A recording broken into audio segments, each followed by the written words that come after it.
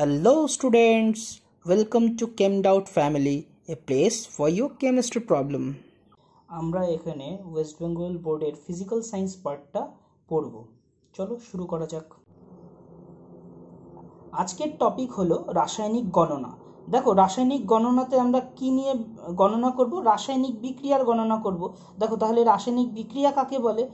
যে প্রক্রিয়ায় সাধারণত একটি পদার্থ বিশ্লিষ্ট হয়ে কি হয়, সম্পূর্ণ পৃথক ধর্মযুক্ত একাধিক পদার্থ উৎপন্ন করে, অথবা একাধিক পদার্থ যুক্ত হয়ে সম্পূর্ণ পৃথক ধর্মযুক্ত এক বা একাধিক পদার্থ উৎপন্ন করে, তাকে কি বলি আমরা? রাসায়নিক বিক্রিয়া।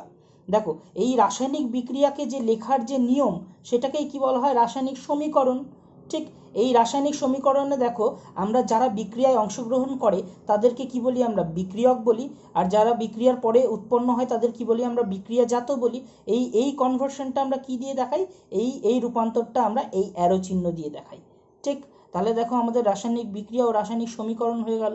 এবার দেখো এই রাসায়নিক বিক্রিয়া সংক্রান্ত ভর সংরক্ষণ সূত্র কে দিয়েছিল? সায়েন্টিস্ট ল্যাভোইসিয়ের দিয়েছিল। এই ল্যাভোইসিয়ের কি বলেছিল? যে রাসায়নিক বিক্রিয়ার আগে ও পরে যে টোটাল ভরটা থাকবে সেটা কি অবিকৃত থাকবে। তার মানে উনি কি বলেছিল? উনি বলেছিল যে রাসায়নিক বিক্রিয়ায় উৎপন্ন পদার্থের মোট ভর আর রাসায়নিক বিক্রিয়ার আগে থাকা আমাদের বিক্রিয়কগুলোর মোট ভর সেটা কি সমান হবে। ঠিক তার মানে উনি বলেছিল ভর অবিনশ্বর, ওকে সৃষ্টি বা ধ্বংস করা যায় না। ঠিক আছে, দেখো কিন্তু পরবর্তীকালে আমরা দেখেছি যে এই সূত্রটা কিন্তু কি করা হয়েছে? পরিমার্জিত করা হয়েছে। কি আমরা দেখেছি যে আইনস্টাইন দেখিয়েছে যে আমরা ভর তার তুল্যাঙ্ক পরিমাণ শক্তিতে রূপান্তরিত করতে পারে। তার মানে দেখেছি আমরা অনেক বিক্রিয়ায়, রাসায়নিক বিক্রিয়ায় কি তাপ উৎপন্ন হয় বা তাপ শোষিত হয়। এই তাপটা কোথার থেকে আসে? এই তাপটা কিন্তু আমাদের দেখবে এই ভরের কিছুটা পরিবর্তন হয়, এই ভরটাই কিছুটা কি আমাদের শক্তিতে রূপান্তরিত হয়। তার মানে আমরা কি আর ভরের নিত্যতা সূত্র বলতে পারবো না, যে ভর আমাদের অপরিবর্তিত থাকবে, তা কিন্তু আর বলতে পারবো না। এখন আমরা কি বলবো? দেখো ভর ও শক্তির মোট পরিবর্তন, যে কোনো পরিবর্তনের পূর্বে, ভর ও শক্তির মোট পরিমাণ যে কোনো পরিবর্তনের পূর্বে ও পরে সর্বদা একই থাকবে। তার মানে বিক্রিয়ার আগে ও পরে ভর ও শক্তির যেটা যোগফল সেটা কিন্তু একই থাকবে। তার মানে এই যে এই কনভার্সনের জন্য উনি যে এই মানে আমাদের সমীকরণটা দিয়েছিল সেটা কি E=mc²। ইটা কি আমাদের শক্তির পরিমাণ, এমটা কি আমাদের ভর, আর সিটা কি শূন্য মাধ্যমে আলোর গতিবেগ। এটাকে আমরা জানি 3 × 10⁸ 3 × 10⁸ 8 মিটার পার সেকেন্ড, অথবা 3 × 10⁻10 সেন্টিমিটার পার সেকেন্ড।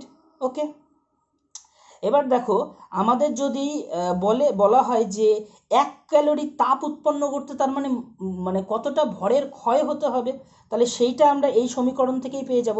দেখো তাহলে আমরা কি লিখতে পারি? m=E/c²। ঠিক এই সমীকরণটা থেকেই।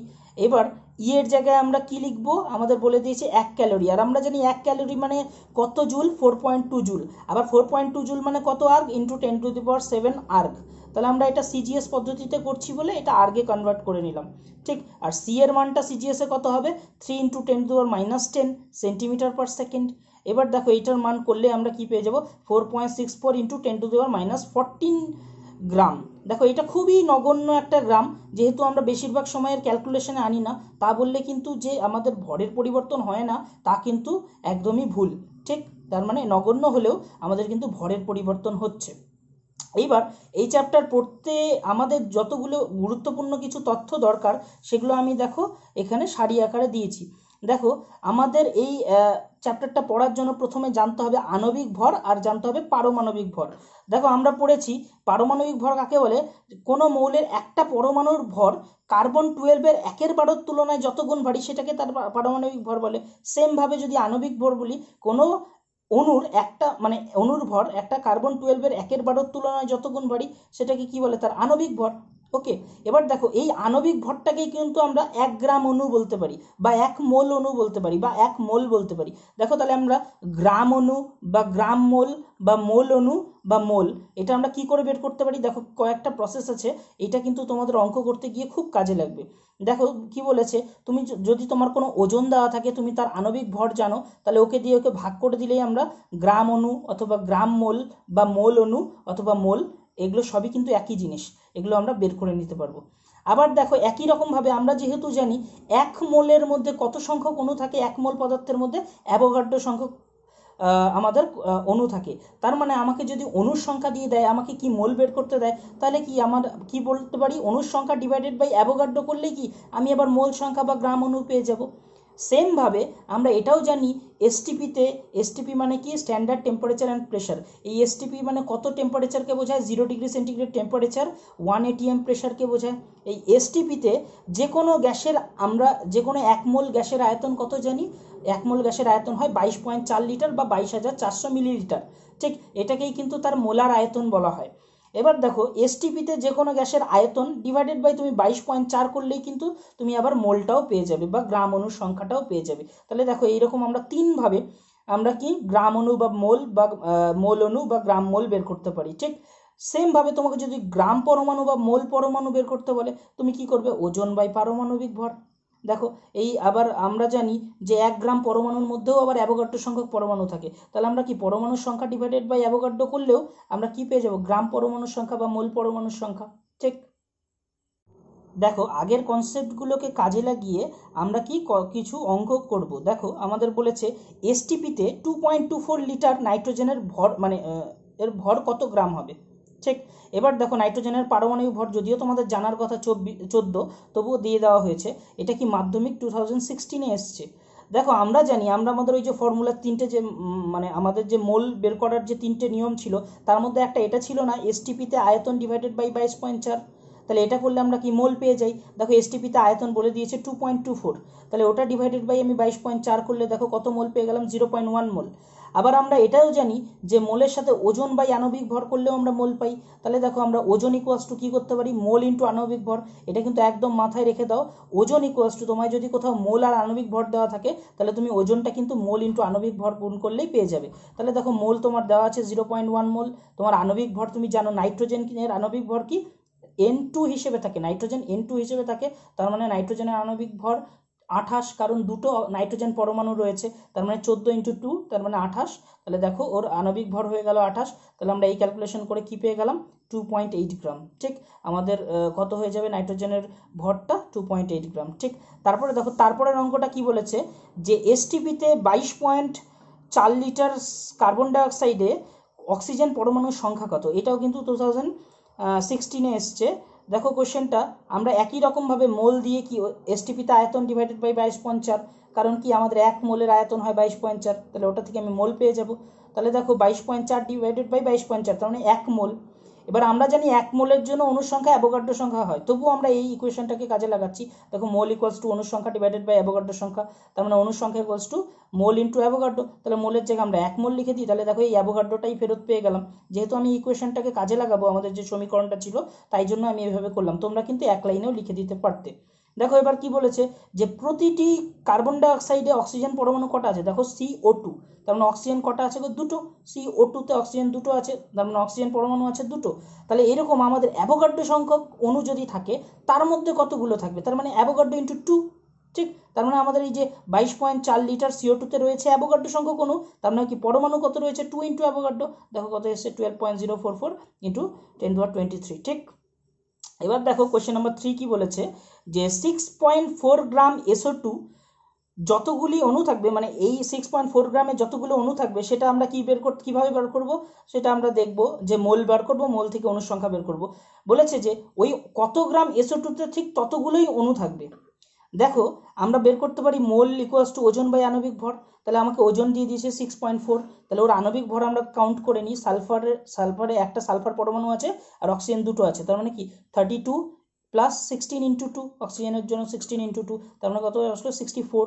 তাহলে দেখো আমাদের কত মোল বেরিয়ে গেল, 0.1 মোল। এবার দেখো আমরা আবার এটাও জানি মোল ইকুয়ালস টু অণুর সংখ্যা ডিভাইডেড বাই অ্যাভোগাড্রো। তাহলে কি আমার অণুর সংখ্যা কি হয়ে যাবে, মোল ইন্টু অ্যাভোগাড্রো। তাহলে দেখো মোল এসছে আমার 0.1, তাহলে অ্যাভোগাড্রো দিয়ে গুণ করে আমাদের এটা এলো, দেখো 6.022 10^22। এবার বলো আমাকে বলেছে সেম সংখ্যক অণু আছে, তাহলে সেম সংখ্যক অণু আছে তার মানে SO3-রও অণু এটাই রয়েছে। তার মানে SO2-র আণবিক ভরটা আমরা আগেই বের করে নিই, 32 প্লাস 16 ইন্টু 3, তার মানে আসলো 80। এবার দেখো আমরা জানি মোল ইকুয়ালস টু কি অণুর সংখ্যা ডিভাইডেড বাই অ্যাভোগাড্রো। তাহলে কি আমরা অণুর সংখ্যার জায়গায় এই যে অণুর সংখ্যাটা আছে সেটা বসিয়ে দিলাম, আর নিচে অ্যাভোগাড্রো নাম্বারটা তো আমরা জানি, তাহলে আমাদের কত মোল চলে এলো সেটা পেয়ে গেলাম। তাহলে দেখো, তাহলে আমরা আবার জানি মোল ইকুয়ালস টু ওজন বাই আণবিক ভর। আমরা জানি আবার দেখো মোল ইকুয়ালস টু ওজন বাই আণবিক ভর। তাহলে আমাদের দেখো কি হয়ে গেল, আমরা ওজনটা জানি না, মোল ইন্টু আণবিক ভর, এটা আমরা প্রথম অঙ্কটাতেও বললাম যে ওজন সমান সমান কি মোল ইন্টু আণবিক ভর। তাহলে মোল পেয়ে গেছি 0.1, আণবিক ভর হয়ে গেছে 80, তাহলে হয়ে গেল আমার 8 গ্রাম। ঠিক, তাহলে তোমাদের এই জিনিসটা একটু মনে রাখার উচিত, যেটা কি আমাদের দেখো যদি কোথাও সমান সংখ্যক অণু থাকে, কোথাও যদি সমান সংখ্যক অণু থাকে তাদের কিন্তু মোলটাও সমান হয়। দেখো এখানে কত এসেছিল 0.1 না, এখানেও এসছে 0.1। ঠিক, সমান সংখ্যক অণু থাকলে মোলটাও কিন্তু সমান সংখ্যক হবে। কারণ কি সবার মানে ইরেসপেক্টিভ অফ এনি মানে যে কোনো পদার্থের মধ্যে 1 মোলের মধ্যে অ্যাভোগাড্রো সংখ্যক কণা থাকে, তার মানে ওর যে কোনো সেম মোলের মধ্যে সেম সংখ্যক কণা থাকবে, সে অণুই হোক বা পরমাণুই হোক বা আয়নই হোক। ঠিক, দেখো তারপরের কোশ্চেনটা কি বলেছে, 1 মোল CO2-তে কতগুলো অক্সিজেন পরমাণু আছে। দেখো আমরা জানি মোল ইকুয়ালস টু অনুসংখ্যা বাই অ্যাভোগাড্রো, এটা থেকেও আমরা পাই এটা। আবার কি আমরা এটাও জানি 1 মোল যে কোনো পদার্থে অ্যাভোগাড্রো সংখ্যকই কণা থাকবে, তাহলে আমরা একবারেও লিখে দিতে পারতাম এর মধ্যে কত অ্যাভোগাড্রো সংখ্যক অণু থাকবে। এবার দেখো প্রতিটা CO2 অণুতে কতগুলো অক্সিজেন পরমাণু আছে, প্রতিটিতে দেখো O2, তার মানে দুটো অক্সিজেন পরমাণু আছে, তার মানে প্রতিটি CO2 অণুতে অক্সিজেন পরমাণু আছে 2। তাহলে 1 মোল CO2-তে অক্সিজেন মানে আমাদের অণুর সংখ্যা কত ছিল অ্যাভোগাড্রো, তার মানে তার মধ্যে পরমাণু অক্সিজেন পরমাণু কত হয়ে যাবে 2 ইন্টু অ্যাভোগাড্রো। ঠিক, পেয়ে গেছো আনসার। আর একটা কনসেপ্ট আমাদের এখানে পড়তে হবে, সেটা কি বাষ্প ঘনত্ব। বাষ্প ঘনত্ব কাকে বলে, একই উষ্ণতা ও চাপে নির্দিষ্ট আয়তন গ্যাস সম আয়তন হাইড্রোজেনের তুলনায় যত গুণ ভারী সেই তুলনামূলক সংখ্যাটাকে কি বলে বাষ্প ঘনত্ব। তার মানে বাষ্প ঘনত্বর কিন্তু কোনো একক হবে না, এটা একটা তুলনামূলক সংখ্যা। তার মানে আমরা এইভাবে লিখতে পারি, যে কোনো উষ্ণতায় ও চাপে যে কোনো গ্যাসের মানে যে কোনো আয়তনের গ্যাসের ভর ডিভাইডেড বাই ওই একই চাপ ও উষ্ণতায় সম আয়তন হাইড্রোজেন গ্যাসের ভর। ঠিক, সম আয়তন একই আয়তনের বলেছে। দেখো এবার আমরা জানি অ্যাভোগাড্রোর প্রকল্প থেকে কি জানি, একই চাপ ও উষ্ণতায় সম আয়তন সকল গ্যাসে সমান সংখ্যক অণু বর্তমান। তার মানে এর মধ্যেও যদি n সংখ্যক অণু থাকে, তাহলে হাইড্রোজেনেরও n সংখ্যক অণু থাকবে। এবার দেখো এবার গ্যাসের n সংখ্যক অণুর ভর ডিভাইডেড বাই n সংখ্যক হাইড্রোজেন অণুর ভর, তাহলে এটা যেহেতু n সংখ্যক আছে, তাহলে আমরা লিখতে পারি না গ্যাসের একটি অণুর ভর ডিভাইডেড বাই একটা হাইড্রোজেন অণুর ভর। ঠিক, তারপরে দেখো এটাও লিখতে পারি যে হাইড্রোজেন যেহেতু একটা দ্বিপরমাণুক মৌল, তাহলে একটা হাইড্রোজেন একটা দ্বিপরমাণিক মৌল হওয়াতে আমাদের এটা কি হয়ে যাবে, মানে এই একটা অণুর ভর সমান সমান আমরা লিখতে পারি না দুটো হাইড্রোজেন পরমাণুর ভর। ঠিক, এবার দেখো দুটো হাইড্রোজেন পরমাণুর ভর, এবার তুমি আমায় বলো যে এই দুইটাকে আমি আলাদা করে নিলে লিখতে পারি গ্যাসের একটা অণুর ভর একটা ডিভাইডেড বাই একটা হাইড্রোজেন পরমাণুর ভর। এটাই কি আমাদের আণবিক ভর না, একটা অণুর ভর হাইড্রোজেনের তুলনায় যত গুণ ভারী, এটা কি হাইড্রোজেন স্কেলে আণবিক ভরের সংজ্ঞা। ঠিক, তার মানে আমরা কার্বন স্কেলে পড়েছি কার্বন 12-এর 1/12 তুলনায় যত গুণ ভারী, আর হাইড্রোজেনটা তো একই, তাহলে কি ওর 1-এর তুলনায় যত গুণ ভারী সেটা কি বলবো আমরা আণবিক ভর। ঠিক, তার মানে ওর আণবিক ভর পেয়ে গেছি m। ঠিক, তার মানে আমরা কি লিখতে পারি বাষ্প ঘনত্ব ইকুয়ালস টু m/2, এই যে m ডিভাইডেড বাই 2, তার মানে আমরা লিখতে পারি না m ইকুয়ালস টু আণবিক ভর equals to 2 into d, 2 into বাষ্প ঘনত্ব। এই ফর্মুলাটা কিন্তু আমাদের অনেক কাজে লাগবে। ঠিক, এটা কিন্তু মনে রেখো, খুব ইম্পর্টেন্ট। ঠিক, তারপরে দেখো কি বলেছে আরও দুটো কনসেপ্ট, যেটা কিন্তু তোমাদের না জানলেই নয়, কিছুটা একটু অ্যাডভান্স লেভেলের, তবে এই দুটো জিনিস কিন্তু জেনে রাখা খুব জরুরি। দেখো কি বলেছে যে স্থূল সংকেত কি, কোনো যৌগের অণুতে উপস্থিত উপাদান মৌলগুলোর পরমাণু সংখ্যাকে যদি লঘিষ্ঠ পূর্ণ সংখ্যার অনুপাতে প্রকাশ করো, তাহলে যে সরলতম সংকেত পাবে সেটাই কিন্তু হয়ে যাবে আমাদের স্থূল সংকেত। ঠিক, আমি আরেকবার রিপিট করছি, কোনো যৌগের অণুতে উপস্থিত উপাদান মৌলগুলোর কি পরমাণু সংখ্যার লঘিষ্ঠ পূর্ণ সংখ্যার অনুপাতে প্রকাশ করলে যে সরলতম সংকেত পাবে সেটাকেই কি বলবো তার স্থূল সংকেত। যেমন কি দেখো গ্লুকোজ C6H12O6, তাহলে কার্বন হাইড্রোজেন আর অক্সিজেনের পরমাণু সংখ্যার অনুপাত কত 6:12:6, তার মানে কি 1:2:1, এটা কি সবচেয়ে লঘিষ্ঠ পূর্ণ সংখ্যার অনুপাত। তার মানে এর যেটা স্থূল সংকেত হয়ে যাবে সেটা কি হবে CH2O। দেখো কার্বনের 1, হাইড্রোজেনের 2, অক্সিজেনের 1। ঠিক, এরপরে দেখি আমরা আণবিক সংকেত, তার মানে যে সংকেতের সাহায্যে কোনো যৌগের অণুতে উপস্থিত উপাদান মৌলগুলোর সঠিক পরমাণু সংখ্যা, তার মানে আমরা না লসাগু করব না গসাগু করব, যে কোনো অণুটাকে যেটা আমাদের স্ট্রাকচার দিয়ে বোঝানো যাবে সেই সংকেতটাকেই বলবো আণবিক সংকেত। তার মানে দেখো গ্লুকোজে 6টা কার্বন পরমাণু থাকে, হাইড্রোজেন কটা থাকে 12টা, আর অক্সিজেন কটা থাকে 6টা, তার মানে ওর স্থূল মানে আণবিক সংকেতটা কি হয়ে যাবে C6H12O6।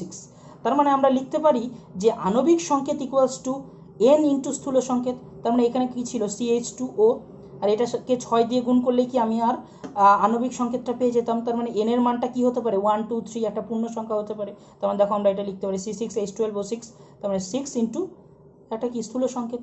ক্লিয়ার? দেখো আর একটা কোয়েশ্চেন কি বলেছে, 10 গ্রাম ক্যালসিয়াম কার্বনেট খোলা জায়গায় তীব্রভাবে উত্তপ্ত করলে ওজনের কি পরিমাণ মানে হ্রাস ঘটবে। দেখো ক্যালসিয়াম কার্বনেটকে আমরা জানি তাপে বিয়োজিত করলে কি তৈরি হয়, ক্যালসিয়াম অক্সাইড আর কার্বন ডাইঅক্সাইড। এবার এই বিক্রিয়াটা আমরা সকলেই জানি। এবার দেখো ক্যালসিয়াম অক্সাইড, এটা দেখো ব্যালেন্সডও হয়ে গেছে, দেখো ব্যালেন্সও হয়ে গেছে, তার মানে সমতাযুক্ত সমীকরণ।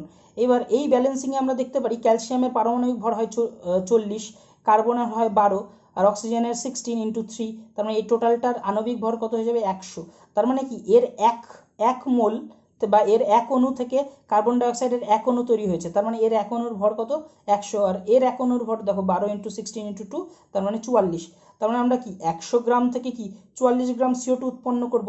আর এখানে আমাদের কি বলেছে ওজনের হ্রাস, এই ওজনের হ্রাসটা এই CO2-র জন্যই হবে। দেখো এখানে এটা কি আমাদের একটা সলিড সাবস্টেন্স বা একটা কঠিন পদার্থ তৈরি হবে, আর এটা কি কার্বন ডাইঅক্সাইডটা একটা গ্যাসীয় পদার্থ, এটা উৎপন্ন হওয়ার সাথে সাথেই কি বিক্রিয়ার মাধ্যম থেকে বেরিয়ে যাবে গ্যাসীয় পদার্থ হওয়ার জন্য। তার মানে এটাই এই পরিমাণ কি আমার ওজনের হ্রাস ঘটবে। তাহলে দেখি আমরা কতটা কার্বন ডাইঅক্সাইড তৈরি হবে। দেখো বলেছে 100 গ্রাম ক্যালসিয়াম কার্বনেট থেকে তৈরি হয় 44 গ্রাম, তার মানে আমরা 10 গ্রাম থেকে কত তৈরি হবে পেয়ে যাব না। তার মানে এই পরিমাণই কি আমাদের ওজনের হ্রাস ঘটবে। ঠিক, তারপরে দেখো তারপরের কোশ্চেনটা কি বলেছে যে 6 গ্রাম কঠিন মৌল এ কে সম্পূর্ণরূপে গ্যাসীয় অক্সাইডে পরিণত করার জন্য এসটিপিতে 11.2 লিটার অক্সিজেন উৎপন্ন মানে অক্সিজেন লাগবে বা ব্যবহৃত হবে। এবার উৎপন্ন গ্যাসীয় অক্সাইডের এসটিপিতে আয়তন হয় 11.2, তাহলে আমাদের কি কতটা অক্সিজেন লাগবে 11.2, আর কতটা তৈরি হবে সেটাও কিন্তু 11.2। তাহলে আমরা একটা আরবিটারিলি একটা ইকুয়েশন বা আমরা কিন্তু একটা ইকুয়েশন ধরে করে নিই। দেখো আমরা বলতে পারবো না যে এই মানে মেটালটা কে, তার মানে এই মেটালটার আমরা কি যোজ্যতাও বলতে পারবো না। তার মানে আমরা নর্মাল মেটালটা দিলাম, তার সামনে এক্স দিলাম, আর এই যে এটা অক্সিজেন দিলাম O2, আমরা জানি অক্সিজেন গ্যাসীয় অণু হিসেবে O2 হিসেবেই থাকে। এবার দেখো আমরা যেটা তৈরি করলাম MX আর OY যৌগ, তার মানে এই এক্সটা এই কারণেই দিয়েছি এর আগে যে এটা কি আমাকে ব্যালেন্স করতে হবে, আর এখানে Y/2 কেন দিলাম, কারণ আমাকে অক্সিজেন পরমাণু কতগুলো তৈরি হবে Y সংখ্যক। ঠিক, তাহলে দেখো আমাদের ব্যালেন্স হয়ে গেছে, যদিও এটার দরকার নেই তবুও আমরা করে নিচ্ছি। দেখো আমাদের কি বলেছে যে অক্সিজেন কতটা তৈরি হয়েছে 11.2। দেখো অক্সিজেনের মোল আমরা বের করতে পারবো না, আমরা জানি যে 1 মোলের জন্য হয় 22.4, তার মানে 11.2 এর জন্য কত মোল হবে আমরা এটাও জানি, এসটিপিতে আয়তন ডিভাইডেড বাই 22.4 করলে আমরা মোল পেয়ে যাবো, দেখো 0.5 মোল। এই একইভাবে আমাদের যে গ্যাসীয় অক্সাইডটা তৈরি হয়েছে তারও মোল বের করতে পারবো 11.2 ডিভাইডেড বাই 22.4, তাহলে দেখো এটাও কত আসলো 0.5 মোল। এবার দেখো আমাদের অক্সিজেনটা যেটা ব্যবহার হয়েছিল সেটা কি 0.5 মোল।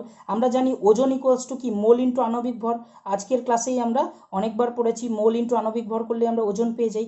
এবার দেখো এই ওজন আমাদের মোল ছিল 0.5, এটা কি অক্সিজেনের ক্ষেত্রে, আর আণবিক ভর আমরা জানি O2, তার মানে কি 16 ইন্টু 2, তার মানে কি 32, তার মানে দেখো আমাদের কতটা ওজন হয়ে যাবে 16 গ্রাম।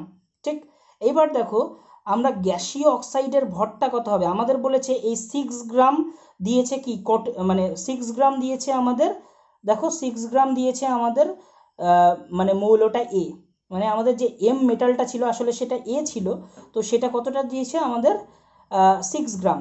ঠিক, আর আমাদের অক্সিজেন কতটা লেগেছে 16 গ্রাম, তার মানে আমাদের গ্যাসীয় অক্সাইড কতটা তৈরি হবে 22 গ্রাম। কারণ কি আমাদের ওই ইকুয়েশনটাকে আমাদের যে ল্যাভোইসিয়ের দেওয়া যে ভরের নিত্যতা সূত্র ওটাকে কাজে লাগিয়েছি, কারণ এখানে আর কোনো পদার্থ তৈরি হয়নি, তাহলে কমপ্লিটলি এটাতে কনভার্ট হয়ে গেছে বা এটাতে রূপান্তরিত হয়ে গেছে, তাহলে কত হয়ে গেল 22 গ্রাম। এবার দেখো আমাদের কি মোল ইকুয়ালস টু আমরা কি জানি ওজন বাই আণবিক ভর, তাহলে আণবিক ভর ইকুয়ালস টু কি লিখতে পারি ওজন বাই মোল। দেখো তোমার ওজন বের করে নিয়েছো 22 গ্রাম, আর ওর যে মোল আছে তোমরা সেটা এই যে গ্যাসের অক্সাইডের ক্ষেত্রে 0.5 মোল বের করে নিয়েছো, তাহলে ওজন বাই মোল করলেই কি পেয়ে যাবে ওর আণবিক ভরটা পেয়ে যাবে না। তাহলে দেখো 44 গ্রাম ওর আণবিক ভর। এবার তোমাকে কি জিজ্ঞেস করেছে প্রশ্নে, তোমাকে বাষ্প ঘনত্ব জিজ্ঞেস করেছে। তাহলে দেখো আমরা জানি m ইকুয়ালস টু 2d, মানে কি আণবিক ভর ইকুয়ালস টু 2 ইন্টু বাষ্প ঘনত্ব, তার মানে বাষ্প ঘনত্ব ইকুয়ালস টু m/2। ঠিক, তাহলে দেখো এই m এর মান কি, আণবিক ভরের মান 44, নিচে 2 করলে দেখো আমাদের কত আসছে, বাষ্প ঘনত্ব 22। ঠিক, তারপরের কোশ্চেনটা দেখি কি বলেছে, যে 32.5 গ্রাম দস্তার মধ্যে অতিরিক্ত লঘু H2SO4 এর বিক্রিয়ায় যে হাইড্রোজেন গ্যাস উৎপন্ন হয় তার এসটিপিতে আয়তন কত। দেখো সাধারণত ধাতুর সাথে অ্যাসিডের বিক্রিয়ায় হাইড্রোজেন গ্যাস তৈরি হয়। আর দেখো এখানে কি কাউন্টার অ্যানায়ন বা যে অ্যানায়নিক পার্টটা আছে সেটা কি সালফেট, তাহলে দেখো ধাতুর সাথে সালফেট তৈরি করেছে। এই বিক্রিয়াটাতে যদি তোমাদের খেয়াল থাকে তাহলে তোমরা দেখবে যে এর একটা স্টয়সিওমেট্রি, যে সামনে যে সংখ্যাটা থাকে ওটাকে কি বলে, স্টয়সিওমেট্রি বা রাসায়নিক সংখ্যানুপাত। তাহলে দেখো এর কত আছে, এর 1-এর থেকে আমরা কি হাইড্রোজেন কতটা তৈরি করেছি, 1, তার মানে এর 1 মোলের থেকে এর 1 মোল তৈরি করেছি। এর দেখো অণু তো নিশ্চয়ই নয়, এটা কি একটা পরমাণু, তাহলে এর পরমাণুর ভর কত আছে, 65 গ্রাম, যেটা দেওয়া আছে আমাদের প্রশ্নে। বলেছে এখান থেকে কতটা তৈরি করেছি, এটা যেহেতু গ্যাসীয় পদার্থ তাহলে কি এর 1 মোল যদি হয় তার মানে কত হবে আমাদের 22.4। তার মানে তুমি 65 গ্রাম জিঙ্ক থেকে কত 22.4 লিটার হাইড্রোজেন তৈরি করেছো। ঠিক, তাহলে আমাকে বলেছে 32.5 গ্রাম দস্তা, 32.5 গ্রাম জিঙ্ক থেকে তাহলে কতটা তৈরি হবে, তাহলে আমরা ঐকিক করলেই আমরা পেয়ে যাব। ঠিক, সেটা কত এসছে 11.2। ঠিক, এটাই হয়ে যাবে আমাদের আনসার।